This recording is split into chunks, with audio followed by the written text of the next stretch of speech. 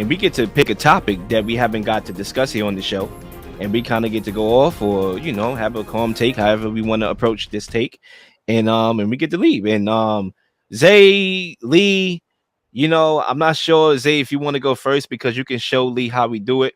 So Zay, if you want to go first, I got 3 options, so I'm kind of like in decision mode of where I want to go. You can go.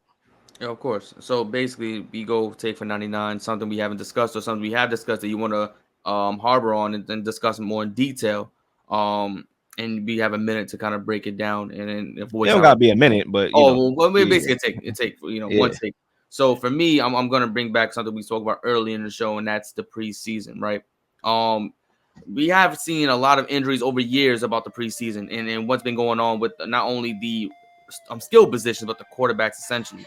We've seen guys like Dak Prescott get their starts in their careers due to guys like Tony Romo getting season-long injuries or base retirement injuries in the preseason, like Tony Romo. And I think the preseason, the NFL needs to do something or figure out a way to make sure these guys are not getting hurt. Understand it's a double-edged sword, right? You lessen the games in the preseason or you lessen the amount of impact or contact in the preseason, it's going to happen in the regular season regardless. That's the type of game that they play. It's physicality. But you cannot derail a team's season before a regular game that counts or game that matters happens. It doesn't make any sense that guys are getting hurt throughout these preseason games, week 2, week 3, week 4, whatever that day happens. And it doesn't make sense that guys like the teams like the Vikings who drafted quarterbacks like J.J McCarthy. What happens if, knock on wood, something happens, Caleb Williams is hurt in this preseason? What does that spell for the Bears? Who's their backup? What's going to happen? All that marketing, everything that organization has prepared for Caleb Williams to be that guy for that team, the face of that organization, completely diminishes because an injury happened in that preseason game. The NFL needs to figure out a way to protect certain players or not enforce starters to play or whatever it is. Or it's something that needs to happen. I don't know. I'm not in that organization. But my take for 99 is preseason needs to diminish the injuries. Like, these guys are supposed to be getting prepared for the regular season, not getting hurt before the regular season. And that's my take for 99 cents. I mean, look, responding to that, I don't know how the preseason could limit those injuries. It's the NFL, like, it's not like the preseason. Mr. Preseason, hello? Can you stop the injuries, please? I don't think that Mr. Preseason can do that. But, I do think it's a fascinating topic because every team has their own way about handling the preseason, or whether they take it seriously, whether they use it to evaluate, gain chemistry, continuity, or whether they, rest their guys like a Sean McVay, who's, notorious for not playing his guys in the preseason. I think it's a very interesting conversation, but every team does their own different program with it. Andy Reid is old school. He got bit in the butt by playing Marquise Brown because of that, and now Marquise Brown is going to be out for probably a couple weeks, so I think everything is his own situation. I think even down to the players on the field, things could happen, Fugazi, things could happen, it's football. You're going to play football, you're going to get hurt. It comes with the sport. And, the question is, do you want to limit that and limit your risk for that? But if you do that, then you may limit your chemistry, and you may be rusty to start off the year. So it's all about perspective. I agree with that. You can't do it. But you look for the NFL in the very near future, next year after that, to go to 18 regular season games and 2 preseason games. And you'll end up seeing those players playing only 1 game out of the 2. That's where the model is going. The NFL has already engaged the NFLPA about that. So you'll see them limit down to 2 preseason games and do a lot more of the joint practices with other teams where you can control that more, Zay. And I think that's where they're heading. But to Leo's point, there's no way you can limit it. And you have to play. You have to play because the chemistry, the camaraderie, and it's part of it, man. We hate to see these guys go down, but it's just part of it. I mean, you cannot play football, right? You have to play football, literally. Yeah, you have to play.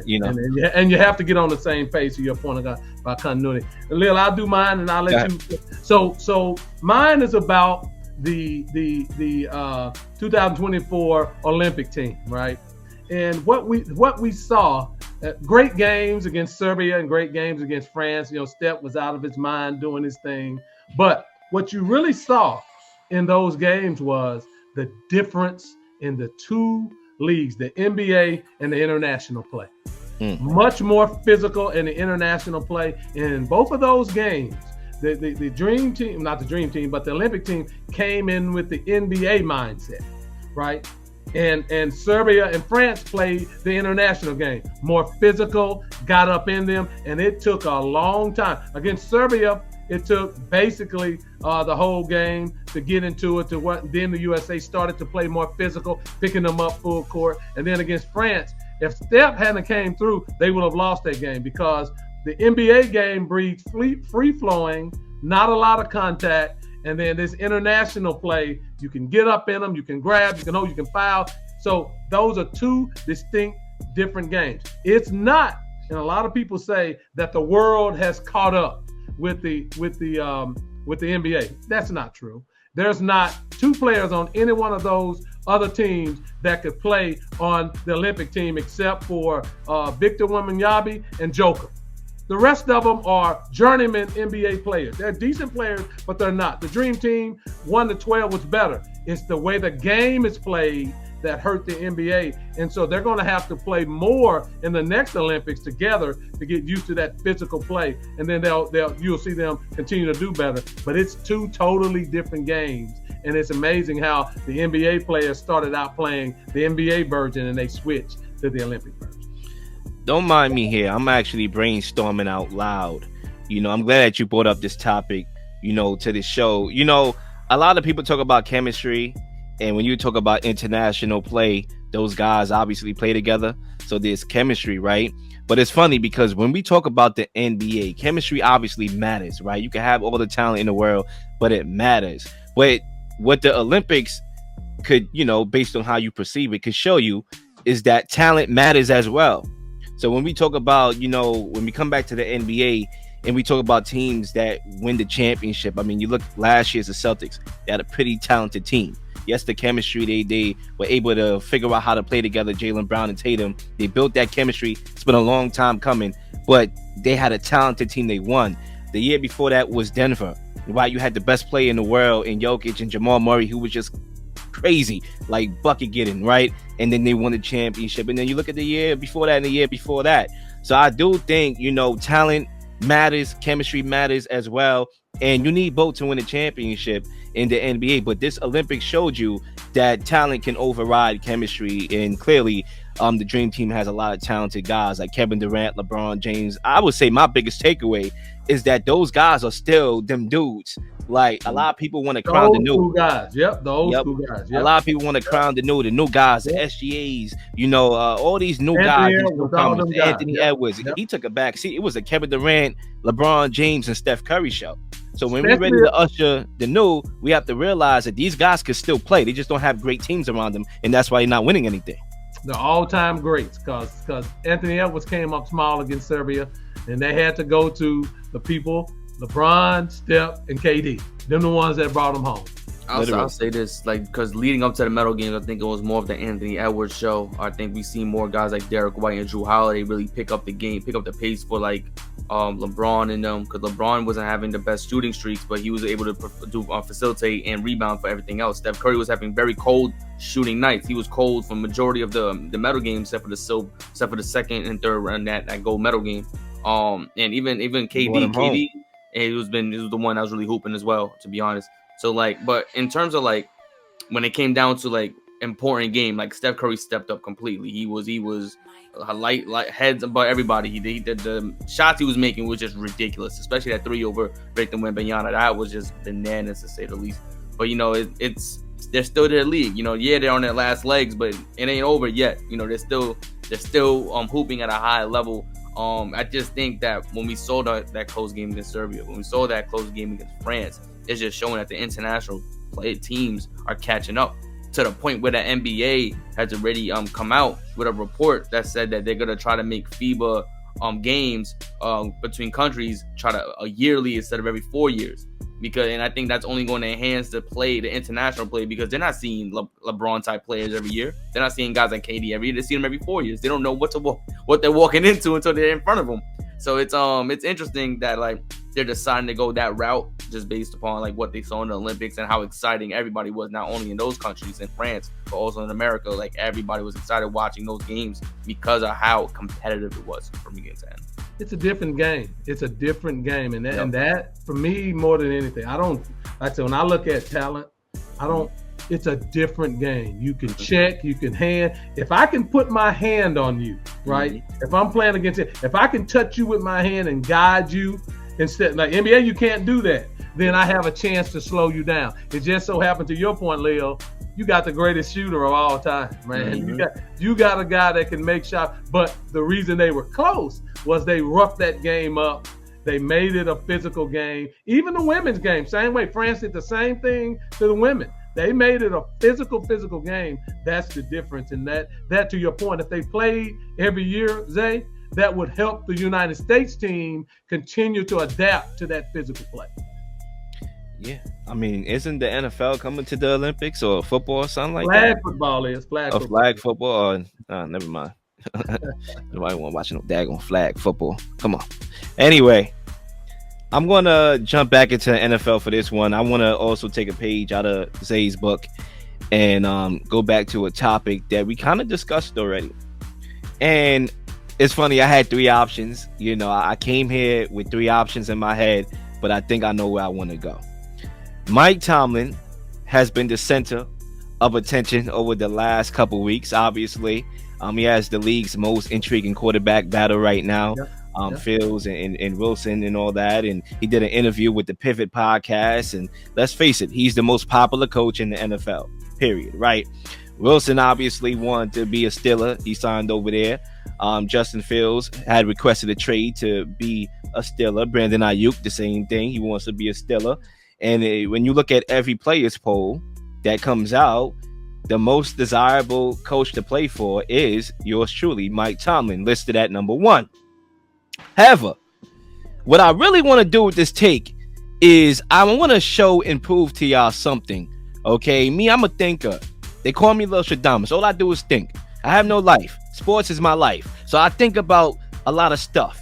Let's take him being number 1, the most desirable coach in the NFL to play for, and let's bring the least coach desirable to play for in the NBA. That will be Tom Thibodeau for my New York Knickerbockers. Okay, now we're going to compare these 2 guys and what they've done the last couple of years. Now, when you look at Tom Thibodeau, all he has done, okay, is accomplish great things for the Knicks. When he took over the job in 2020, okay, his resume from 2020 to now, okay, is far superior than Mike Tomlin.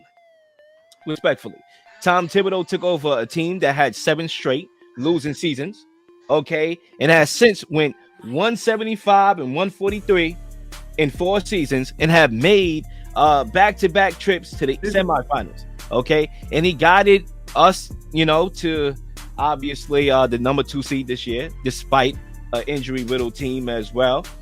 Now, you look at Mike Tomlin, okay, that's a lot for Tom Thibodeau. You go, boy, that's my coach. Now you look at Mike Tomlin, and the praise is louder.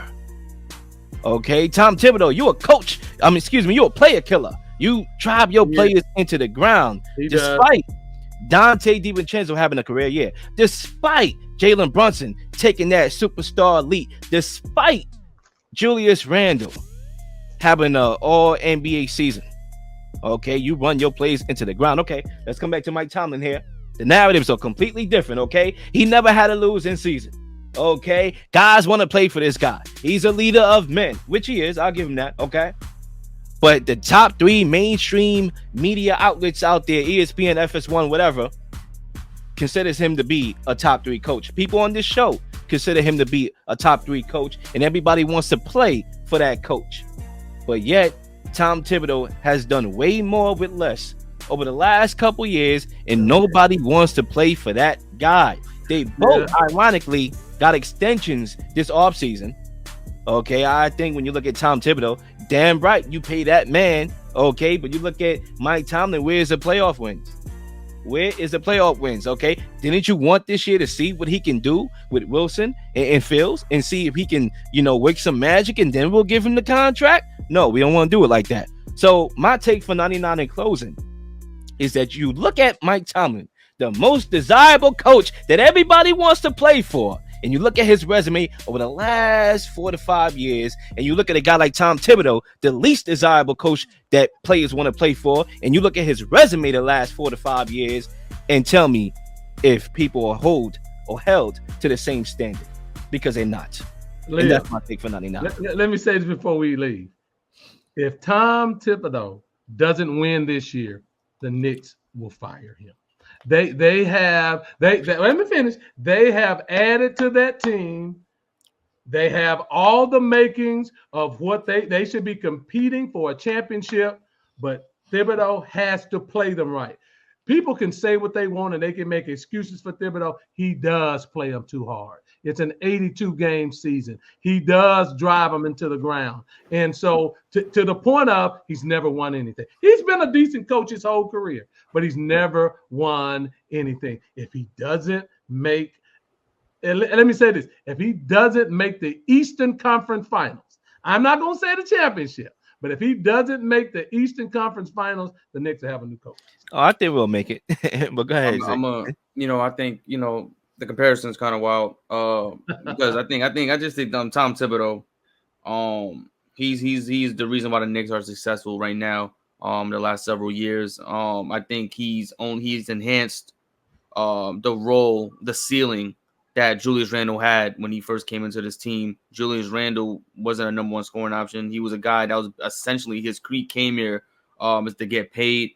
His career was dwindling down after the Pelicans. He wasn't enhancing. He came here when Tom Thibodeau came here. Julius Randle surprisingly got a 3-ball. He became a number one scoring option for his New York Knicks team and enhanced his game to a level that we haven't seen him play since Kentucky. Damn near. Jalen Brunson, he always had that skill set, but it took Tom Thibodeau being the coach of this team, but most importantly, Leon Rose being the GM first and foremost, that he got Jalen Brunson on his team and allowed Jalen Brunson to be that guy on his team, not just a point guard, not just a guy that's there to pass the ball to Julius Randle, but to be a guy to command the floor, do what you do best, and that's score the basketball. I've been a person that has said Tom Thibodeau has pushed the ceiling for a lot of guys like Isaiah Hartenstein, who got that opportunity when he came to the Knicks to do a lot more. A guy like Josh Hart, who's done the same level of hustle and play everywhere he's been in, not only the Knicks, but the Lakers, the Pelicans, and so on. But when he got to the Knicks, he saw that at a higher level. We saw that in the playoffs where he's been playing. I understand that he has this narrative that he pushes guys too hard, that he runs them through the ground. But those are the type of players that he had throughout his career, guys who play hard, guys who play tough. And everybody in the league that has played for Tom Thibodeau say we want to play hard for that guy, and that's what they do. But that's just the type of players that you need to have around Tom Thibodeau, and that's why guys like Karl-Anthony Towns had issues with Tom Thibodeau in the Minnesota days, because Karl-Anthony Towns is the opposite of playing hard on both sides of the basketball. He's a guy who scores baskets, and that's it. But I say all that to say, I agree with you to an extent that the Knicks have to win this year. If not, the NBA Finals have to at least get past that second round. You have to get to an Eastern Conference at minimum. That is the floor for this season for the New York Knicks. You have everything that you possibly could need outside of a backup center to make it far in this league, because you don't even need two great centers in this league anymore. The Celtics just won with Al Horford, Porzingis, and Luke Cornett, for crying out loud. So you can win.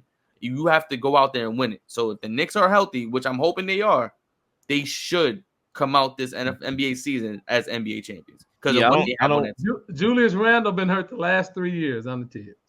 Yeah, but I'm just talking about. I'm just and Leel, I hope you have me back during basketball season so we can go. But again, those injuries sometimes are not coincidental. That's all I'm gonna say, and I'm gonna leave it alone. Look, what I'm gonna say is that I hope y'all getting my point.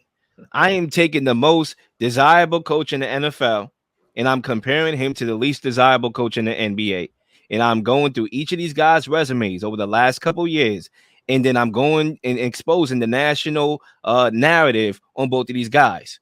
Despite one guy literally winning a lot, I'm talking about not only in the regular season, but playoffs, and has really transformed a team. Whereas you look at this guy and the playoff wins the last couple of years are missing, but the praise. Say what you want about Tomlin. if you a Tomlin guy and that's your top 3 coach, fine. But you cannot argue that there's a problem with these narratives when comparing these guys. It's not equal. But the resumes are different. And right now, Tom Thibodeau has a better resume over the last couple years. You don't. I'm sorry. I'm a Tom Thibodeau. I like Tom Thibodeau. He don't got a better resume. No. Tom Thibodeau has won playoff games, bro. And he has gotten guys to have career years. Over here in the Steelers, who has had a career year? Outside of very good players that we already know are great players, like J.J. Watt and company. Yeah, but we're talking about, because that's why it's different. You have to talk about Tom Thibodeau. How many series did he win over the last couple of years, opposed to games won? Because you have multiple games to win it in a series. The NFL, you don't have multiple games to win a series. But the point is, you daggone win on the playoffs. That's the point of it. Okay, yeah. Whether it's 7 games or 1 game, the objective is the same: win. No, I agree. Listen, I'm the Tom Thibodeau guy. I agree, but he hasn't won series. He hasn't won many series. Okay, and Tomlin hasn't won playoffs. So, like one guy is the best coach of all time, and the other one, he runs his players into the ground. He's overrated. Some people will probably compare him to Mike McCarthy in the NFL. I give Tom Thibodeau kudos for going to the playoffs with Reggie Bullock and Alfred Payne as your 1 and 2. Like, you get kudos in the world because your Randall was number 1, literally number 2. Yeah, Nerl's number. I always give him props for that, and that's why I've been a Tom Thibodeau supporter since then, because I'm like, he has enhanced the level of play throughout a lot. There's a lot of guys on his team that shouldn't be where they are without Tom Thibodeau, and I agree with that 100%. Todd Gibson probably doesn't have a full career without Tom Thibodeau in the league, because he brought Todd Gibson back on the team so many years. But I say all that to say, like, listen, I just think Mike Tomlin, what he's done the last 20 years, right? Even when the back end of Ben Roethlisberger's career, we're not even talking about. We're not even talking about the last 20 years. I'm talking about the last couple of years. I don't really care about what happened 10 years ago. Like, the offensive line has been terrible. I don't care what happened pre-COVID. Thibs has never won anything, though. Thibs has never won. He had 1 shot with Derrick Rose. He's never won anything. We can't get another shot in the next 3 years. And another thing, it's funny. I needed him to win big time in the NBA. What's funny? We talk about loyalty with Mike Tomlin. Clearly, he is. He rode Big Ben to the nursing home. He rode Matt Canada till he got shipped away to Canada. We all know that, right? But with Tom Thibodeau, he wasn't scared to break away from loyalty. He signed Derrick. Well, they traded for Derrick Rose, and when Derrick Rose, at one point he couldn't play, he didn't play him, right? Even though that's his guy. That was the front office. I'll tell you that much. The front office said, "Listen, you gotta play the young guys because Derrick Rose not." That's true, but he didn't. It was times where he could have got some minutes. He stuck with the program at the end of the day. But so the funny thing is, and that's why I don't agree with this. He runs players down to the ground, because when guys are not playing well, Tom Thibodeau changed the narrative. It stopped being about player-coach relationships, and he started playing the younger guys and seeing what they had. And that's when we got to see what McBride had. We got to see what Obi had, even if you had it or not, what Isaiah Hartenstein, all these different players. So it's like, we could talk about how he runs guys to the ground, but same breath, he's giving guys opportunities to show that you can win, because he's all about practice. If you could do great in practice, you get minutes in the game. That's Tom Thibodeau's whole motto. Do it in practice, you get minutes in the game. And defensive-minded coach. And literally. Sometimes they have to win. Would y'all call Tom Thibodeau old school? He is old school. He's old school, and you can say the same thing about Mike Tomlin. Clearly, he's old school. So I think he has an old school. So they both old school guys. I think Eric Spoelstra's old school, and he's a new cat. Yeah. Eric Spoelstra played old school basketball. He played guys 40 minutes a game. Yeah, that's true.